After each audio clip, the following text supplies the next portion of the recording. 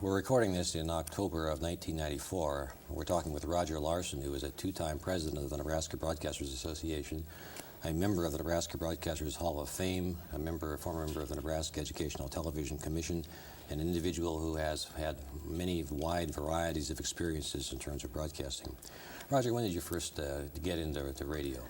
I started in the fall of 1953. I had become acquainted with the people who owned KFOR, and they asked me to come to work in the sales department. How long were you in the sales department before you became the general manager? I'm not sure. I became sales manager in the first year, and then assistant manager, and I think I became general manager in about 1958. What was radio like in the 50s? That was a transition from television and radio, and things were changing. Yes, it was. They certainly were, and the picture was pretty bleak. We were the sort of the poor relation in the media, and didn't have an awful lot of respect, to tell the truth. Looking back on it, we still had a tremendous amount of listeners, but television was the new kid in town, and had all of the attention being given to it, and people were turning their back on radio. So it was pretty bleak for a few years until we regained our, I think, our self-confidence, probably more than anything else, and started to make it grow again. As I've known you, you've always been an optimistic person, but how did your optimism carry you into radio in the days when it wasn't the place to be? Well, I think it was a matter of timing, because I came at a low time, so I didn't have any of the experience of the good times to feel down about. So I came, and from the time I came, practically it started going back up. So I really didn't have any baggage of living through the time when it really went downhill. Now, the individuals, the corporation that owned KFOR Radio also owned for a short time KFOR TV. Right, and as a matter of fact, they owned it when I came to work. So I sold television for a time too, but that was only for a few months, and then they merged and closed it. But there was a decision apparently by the owners that radio was a viable medium, and it was better to go through with radio than with television. How did that transpire? I think the way it transpired is that there were two television stations in Lincoln operating at that time, Channel 10 and Channel 12. Channel 10 was KFOR TV, and Channel 12 was KOLN TV. And both had been built after the freeze. There was a freeze on television licensing during the Korean War.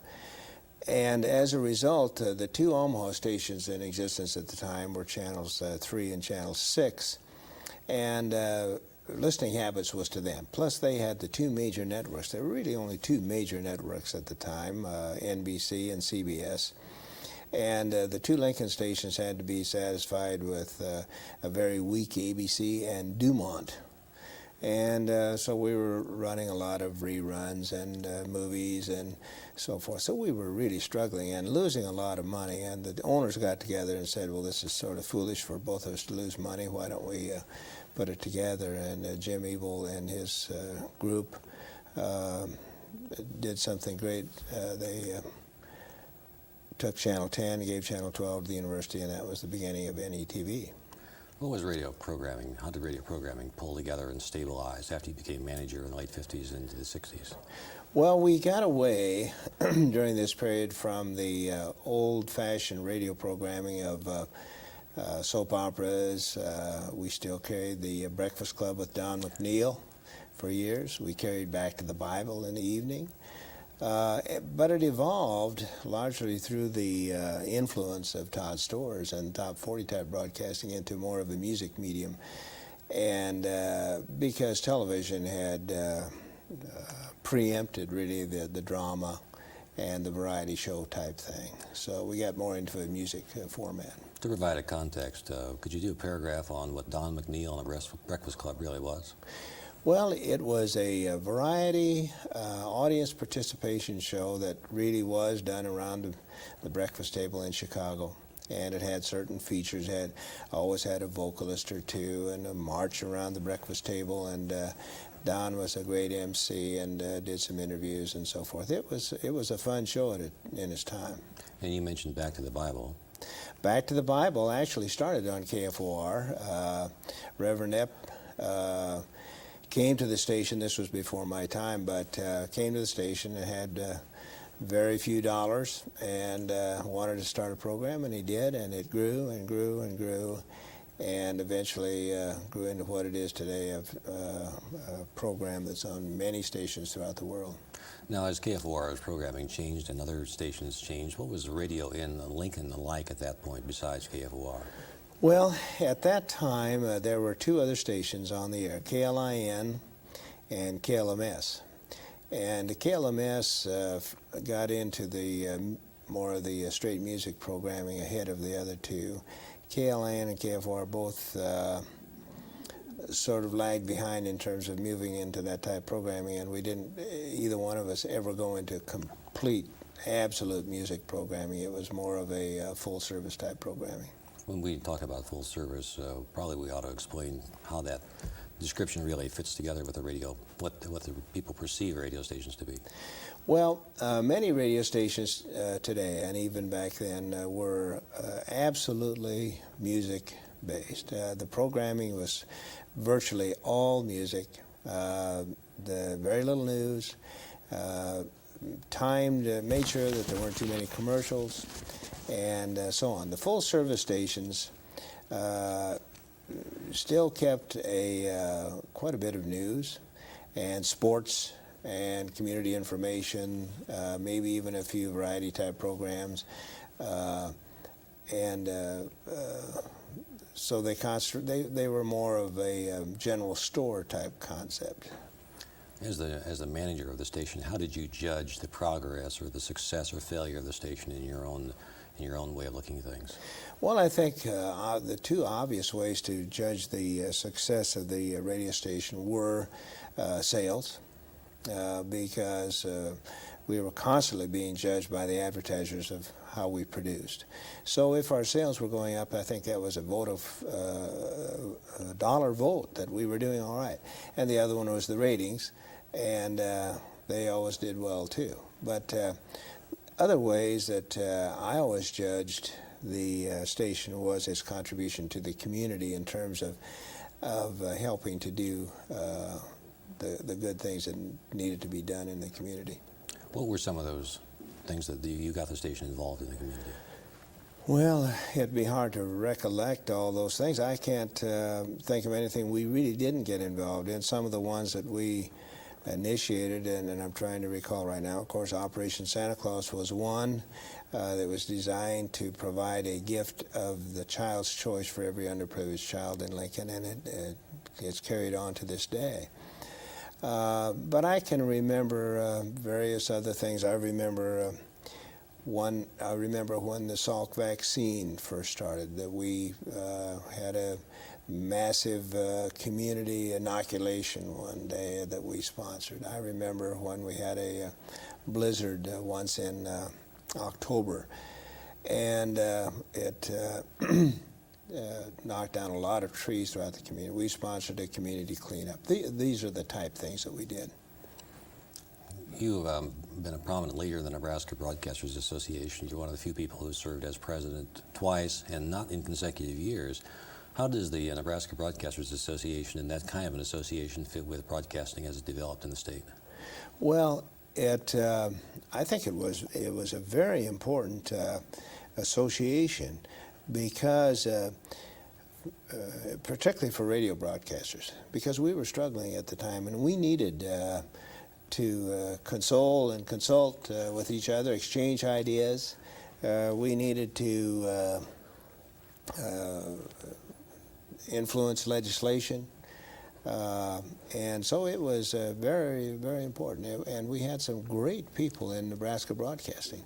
Who were some of those people that you can recall to make contributions? Well, there was Les Hilliard in Scottsbluff, and John Alexander in North Platte, and Bill Martin in Grand Island, and Bob Thomas in Norfolk, and in Omaha there was, of course, Lyle Bremser, and I know I'm going to leave out a lot of names here, but we really had some giants, and And we had some broadcasters at the time who were really prominent in the national scene.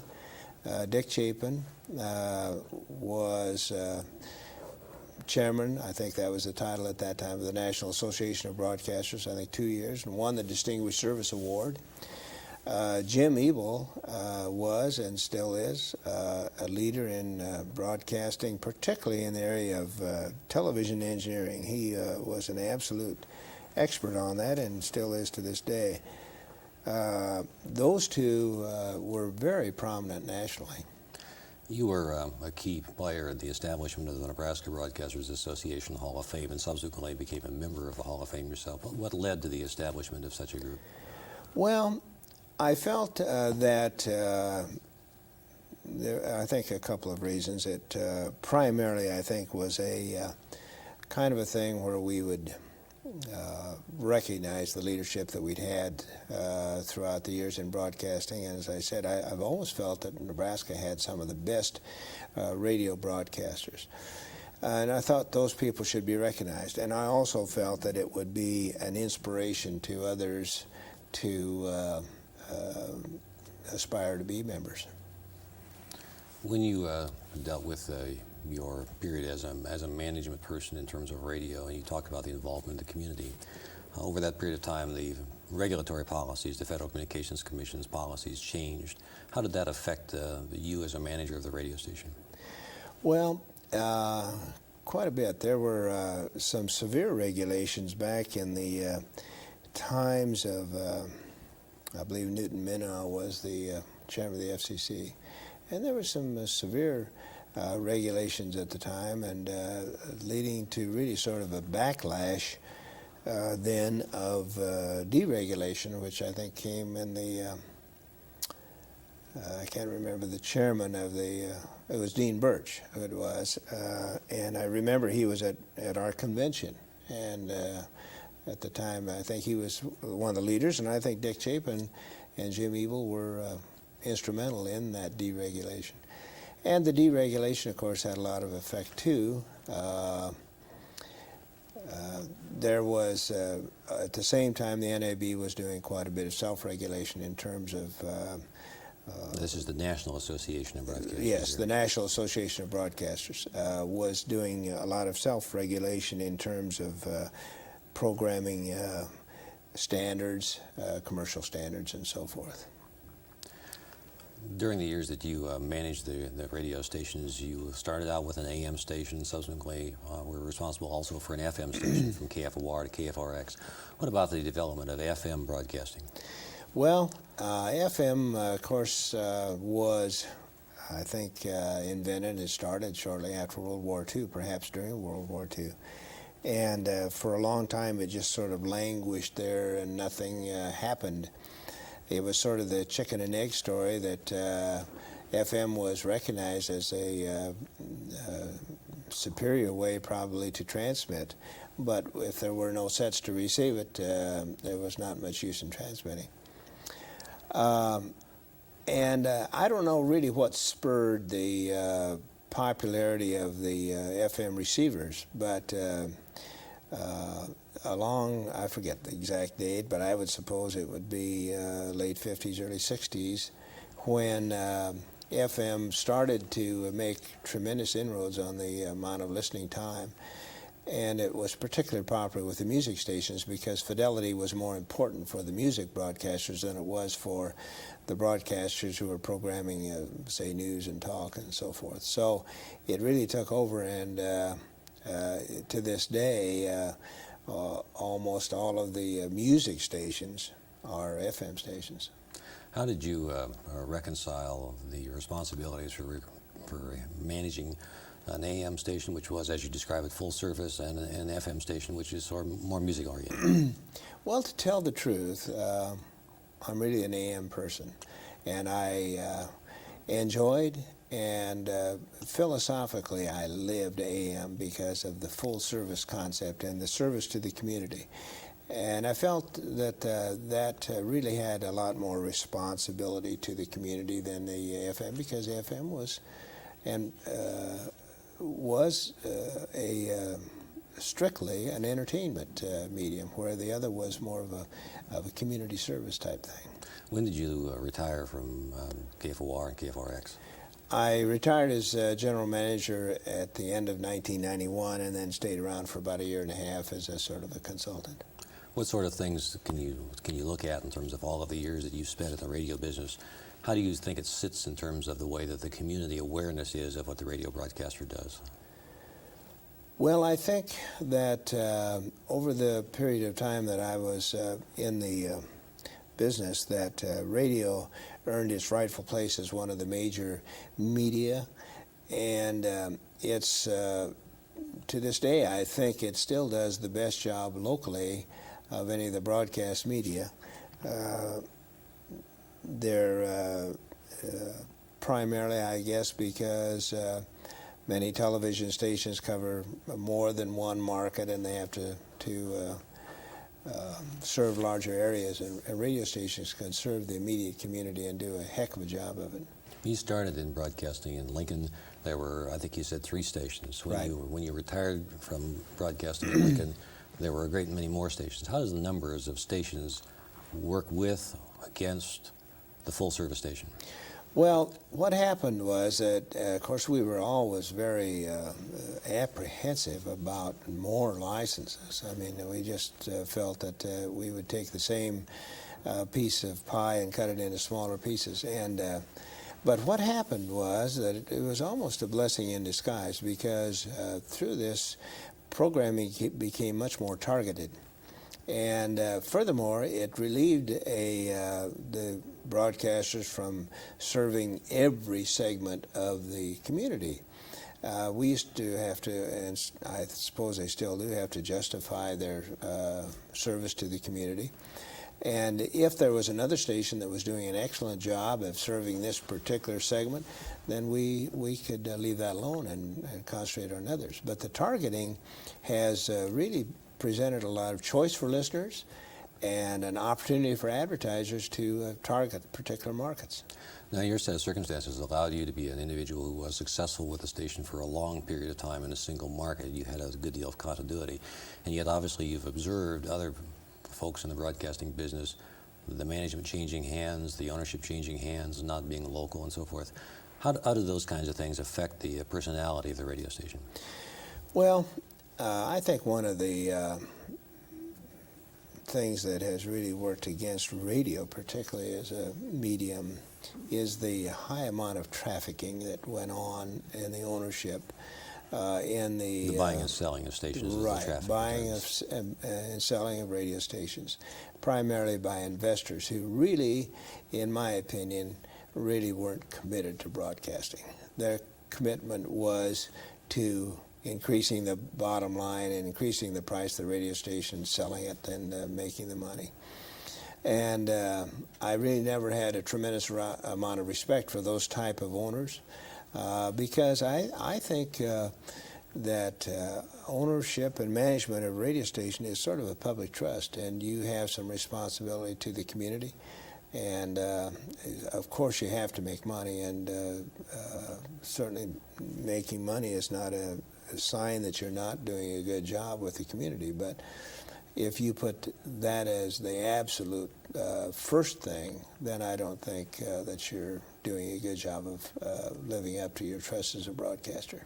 Some people believe that the radio station is mightily influenced by the personality of the general manager. How did KFOR reflect your personality? Well, I don't know. I would hope that I would be looked upon as someone who was a good steward of the responsibility that we had, and that we did our share. We did more than our share in the community to help the community, and that we always tried to give back more to the community than they gave to us. We felt we were a very integral part of the community, and if the community did well, we would do well. And really, that was always in our thoughts. Let's talk a little bit about those kinds of things which are visible to the audience in terms of radio, and for the most part they're referred to as personalities, I guess. Not only for the stations that you manage, but other personalities in the state. What personalities, air personalities, come to mind, or management personalities we talked a little bit about, are folks that you'd like to believe that deserve a sense of history? Well, thinking in terms of Lincoln Radio, we've had some great personalities, and the state as well, but in Lincoln, of course, and naturally I'll remember the KFR personalities more. But Dick Perry and Bill Wood, who are still doing some broadcasting, Bob Askey. We've had some great sports personalities. Bob Zenner was on KLN, a great sportscaster. Dick Perry, Bill King, Tim Moreland. And of course, one year we had Ray Scott doing football for us, and he's a great personality. But when you think of the state, we've contributed a lot of personalities to the national scene. Of course, the most visible one would be Johnny Carson, but there have certainly been others like Floyd Calber and names slip by me now. I can't remember them all, but we've really certainly made our contribution to the national scene. In a number of those names that you bring up are people who are very prominent in terms of the way the history is, and Johnny Carson and Floyd Calber are, like you, members of the Nebraska Broadcasters Association Hall of Fame. Let's talk about the broadcasts the radio stations do that are not in the studios. You mentioned sports, for example. Well, we always did a lot of broadcasting outside the studio. The first broadcasts I think that were popular were man on the street type programs, and we did a lot of those. We did a lot of what we in the trade called remotes, which really was taking the microphone out to a business and broadcasting directly from the business. And did a lot of those sports. Of course, we did an awful lot of those broadcasts from everywhere. In the late years now, the technology has really made that a lot more possible. I mean, radio is so portable today, but even before the advent of the cellular phone, which really has helped, but even before then we had the Marty units, which we could broadcast shortwave. We wouldn't have to develop or depend upon a landline hookup and so on. So that's one of the real advantages of radio is its extreme portability. For many years as the general manager, you did editorials. Right. The editorial opinion of the radio station. How did that fit into the philosophy of your management and the philosophy of the station? Well, it was done with a sense of community responsibility.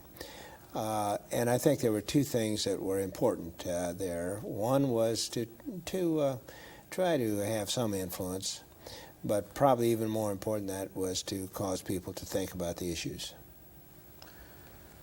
What period of time, when did you start the editorials? I can't remember, but I would guess about 1967 or 8. Now, editorials on radio were not very common and still aren't. Why do you think so? Well, I think that it's quite a bit of work, and a lot of people just don't have the time to devote to it or the interest to devote to it. And I also think there's a great deal of fear that they're going to step on a favorite advertiser or some influential person in the community, and they're afraid of offending someone. And I found that that very seldom happened. Even if we did editorialize or take a position editorially that was against a good advertiser or the mayor or someone, they understood that. There was no problem. Roger, talk a little bit about the history of KFOR. It's certainly a legendary station, and perhaps you know some of the history even prior to the time that you were associated with the station. Yes, it really is a legendary station. It was started actually in David City in 1924. In those days, radio stations were many times adjuncts to a business. And this one at the time, I believe, was an adjunct to an appliance store. And they used them then as I suppose it was a traffic generator. People would come in and see somebody broadcasting. Plus, they use it as a method to advertise. Many of the Midwestern stations were associated with hatcheries, and KFOR was at a later time. And of course, KMA and Shenandoah was associated with the nursery. And that's what generated a lot of them. But KFOR had a succession of ownerships. I think it moved to Lincoln in 1925, as I recall, and then it had a succession of ownerships and a succession of locations, and it sort of stabilized itself in the mid-1930s. And the Stewart family bought into it, and the Seidels family was involved with it, and they owned also KFAB in Omaha, which was in Lincoln at the time, KFAB in Lincoln, and KORN, I believe it was, in Fremont. Then the FCC made some duopoly rules saying that you couldn't own more than one radio station in one community, so there had to be some split, and KFOR became the sole property of the Stewart family, and remained so until 1985. But it, I think, became a member of the ABC Blue Network, or the NBC Blue Network, which ABC. then became ABC, right.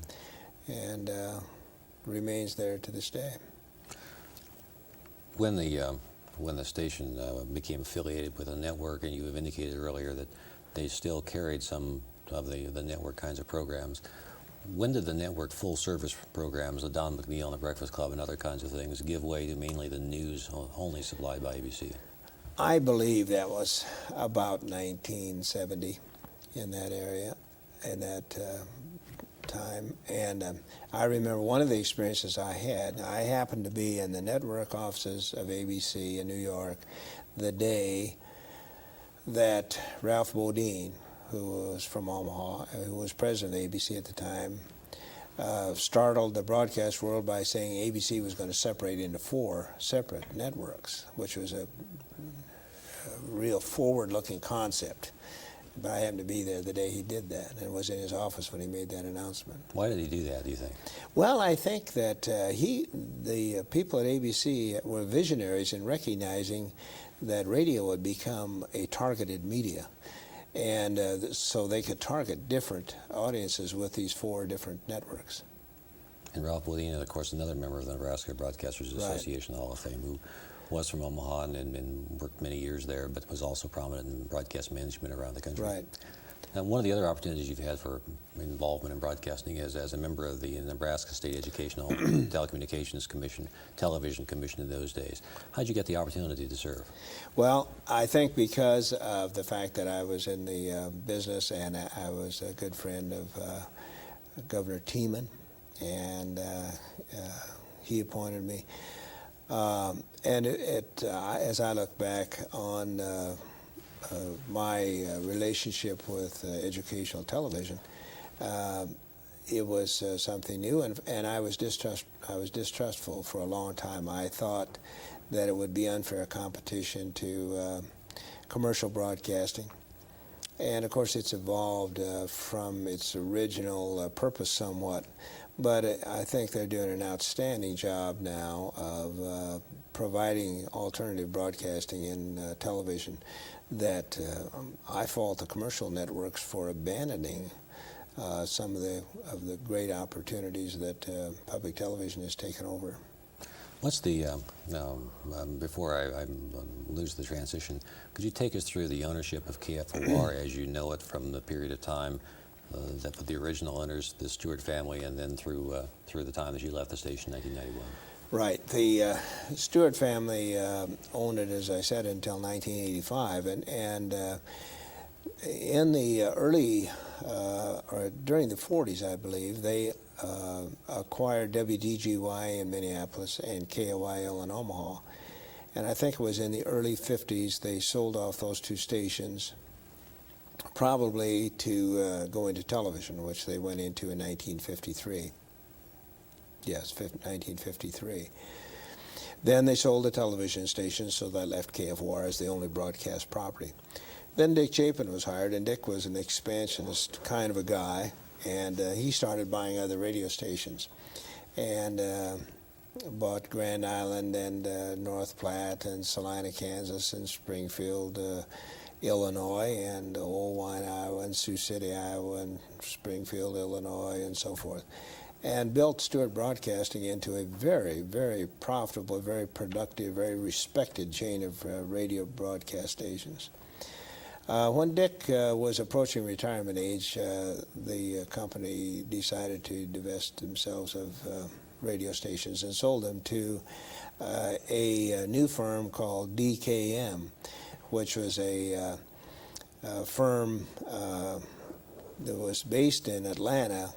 The primary owner was Rob Dyson, and who lived in New York. And they owned the Stewart Broadcasting stations and bought some others and sold some others. And in 19, I believe it was about 87 or 8, they sold them to the Summit Broadcasting Company, which was into cable and had been very strong in radio and television, and they had sold off some of their properties, but this way they got back into radio. Summit then sold the KFOR and KFRX to the May Broadcasting Company, and I would be hard put. I think that was about 1989, and they still own them. So although you were with the Stewart organization for most of your career, you also experienced several other kinds of owners too. There's an interesting bit of history with KFOR and the May Broadcasting Company. As you know, Earl May was one of the real pioneers in broadcasting, and in nurseries as well. And he had his first nursery and his first radio station in Shenandoah, Iowa. But his second nursery store, when he started to expand his stores, was in Lincoln. Mm-hmm. And he had had such a success advertising his nursery on radio that he thought, well, I will duplicate that in Lincoln. And he, in the early 30s, for a period, leased KFOR. There was an opportunity, I guess, at the time to lease a radio station. And he leased KFOR. So KFOR and the Earl May nursery have a history that goes back that far. And the May family had a tremendous commitment to broadcasting as well. And so when Ed May, who was the grandson of Earl May, had an opportunity to buy KFOR, he bought it in 1989 and still owns it. Who are some of the people who have worked with you at KFOR and the Stewart organization, who some of them are still in that corporation, some of them have gone on, but they're names of people that you think, again, deserve some kind of historical reference? Well, we've had some great people, and I look back with pride on hiring some wonderful people. One of the one that's been the most, has been certainly highly successful in the radio business is Gary Freese, the present president of Radio Advertising Bureau. Still another member of the Nebraska Broadcasters Association Hall of Fame. Right, and but I hired him. He was actually just finishing college. He started working at KFOR in sales. Roger Dodson, who is heads up a broadcasting group, started at KFOR. Two of the people who influenced the sales at KFOR tremendously are Gay Cole, who is now deceased, and Vince Calera, who is still around. And they just were looked upon as tremendous radio salespeople. Others that I've already mentioned in the air were people like Dick Perry and Bill Wood, and we've had some great air personalities as well. And I'm sorry I didn't prepare better so that I could name some of those names right now, but many of them went on to bigger and better things. Roger, I'm going to offer you some names of some people who well known in Nebraska broadcasting, and just ask you to provide your thoughts about those. And I'm going to start out with Frank Fogarty. Oh, Frank Fogarty was a highly principled man of integrity. I mean, if you looked up integrity in the dictionary, it would say Frank Fogarty. He was just a wonderful person, respected by everyone who knew him, and was an active broadcaster for years. And then when he retired, we prevailed upon him to be the executive for the Nebraska Broadcasters Association. Outstanding person. Bud Pence.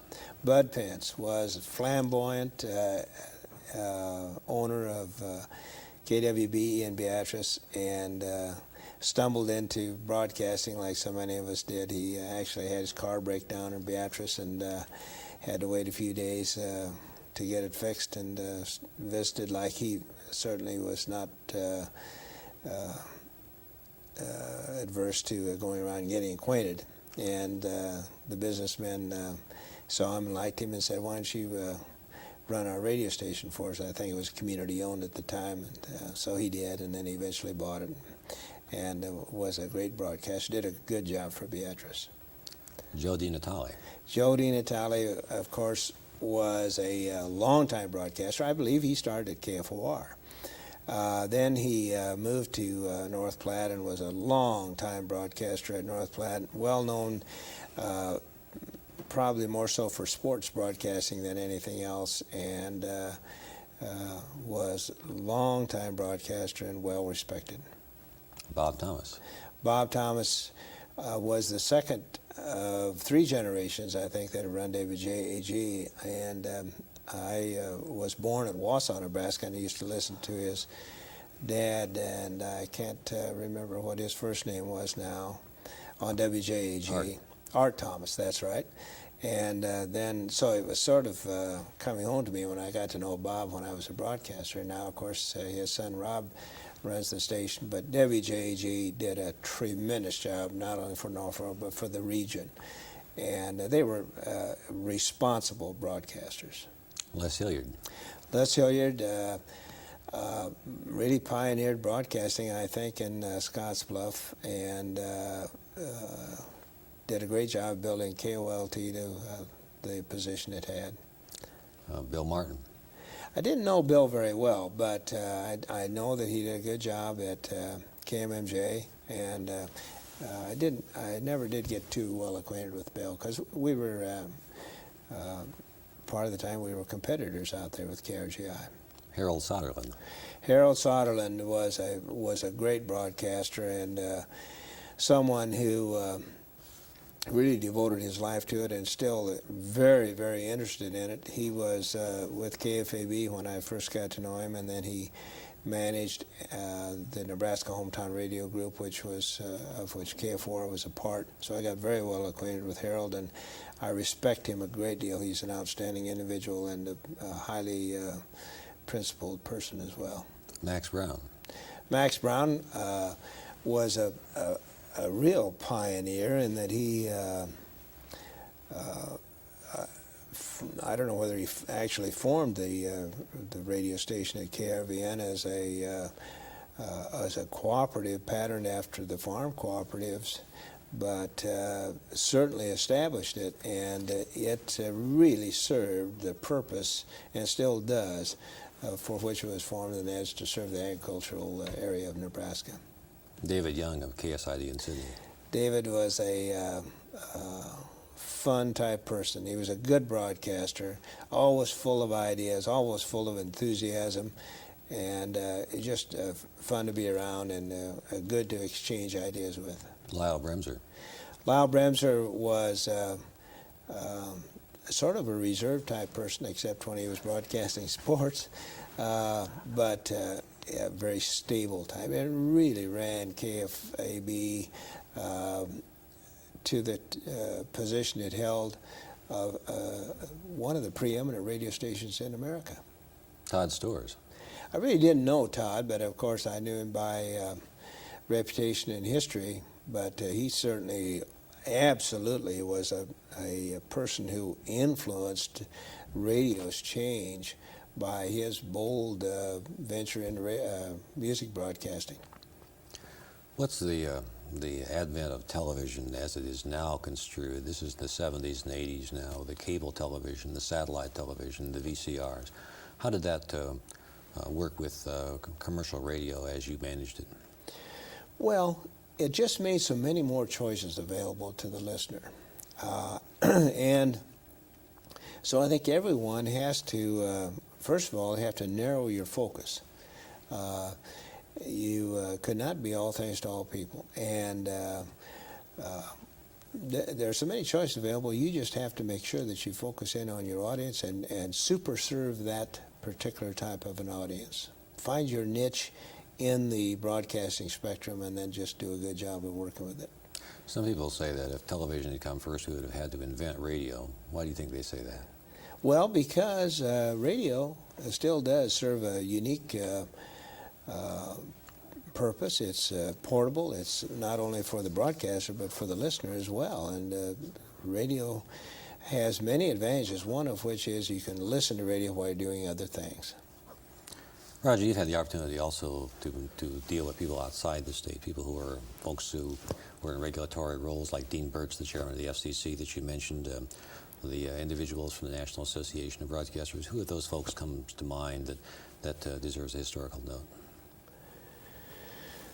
Well, as I mentioned, I think Ralph Bodine was one of the real pioneers. I really didn't do as much nationally as you might have thought I did, primarily because in our company, Dick Chapin served that role so well that I was more of the local guy and did the job locally and in the state.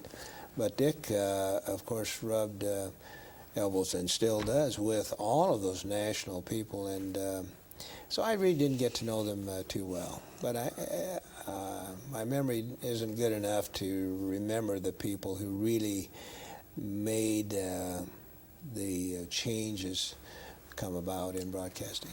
How would you rate the regulations, the state regulations in Nebraska, the First Amendment regulations and others, as they affect broadcasting? How would you characterize those? As burden or helpful? Or I'd say they were generally helpful. As a matter of fact, the Broadcasters Association, when Charlie Thone was our executive, we had a lot to do with the open meetings law. I remember then Governor Exon calling me at home, and he and I sort of agreed on the language of the law, and I forget what we call it, that protected the sources. The Shield Law. The Shield Law, Free right. Flow of Information Act. So I would say that I think they're helpful, and I think they're reasonable. I think they protect the public right to know and also privacy. So I think we have a good balance. The Free Flow of Information Act, the Shield Law that you talk about with Governor Exon, how do you characterize the broadcasters' participation in comparison with, let's say, the newspapers in pushing for First Amendment issues? I would have to say that I think the newspapers took the lead role in that. And recognize the importance of it more, because I think you'd have to admit that newspapers play a much larger role in the news area than radio does. How much do you recall about the formation of the Media of Nebraska organization? I remember that, and of course Joe R. Seacrest was the real instigator of that, but we used to meet regularly and discuss things like we're talking about, and challenges to the news media, like microphones and cameras in court and so forth. How was the executive directors? You mentioned Charles Thone, who later became a member of Congress and the governor of the state as executive director. How did the executive directors of the Broadcasters Association provide support, leadership, ideas, and so forth in terms of relationship with state government? Well, some of them were very active, and of course I have not been active in the Broadcasters Association of late, so I'm not real aware of what they were doing. But back in the days of Charlie Thone and Frank Fogarty and so forth, they were very, very active in the association with state government, particularly the individual senators. In fact, some of those people for a while all ran for elective office. Frank Fogarty was a member, I believe, of the Utilities Board in Omaha. Yes, at he one time. was on the board of OPPD, I believe. Roger, what other kinds of things have we not talked about that you might that comes to mind that we'd like to know about from a historical perspective? Well, I don't know of anything that we really haven't covered too much, except that radio broadcasting was a great career because it was never boring. It was never the same. There was always change, and it gave those of us who were in management an opportunity to be an influence, for good or bad. And I think there's been both, and I hope I was an influence for good. But yeah, and I still think that opportunity is there, and I think broadcasters have a social responsibility that many of them accept and some disregard. Roger, thank you very much for participating in our discussion. Thank you.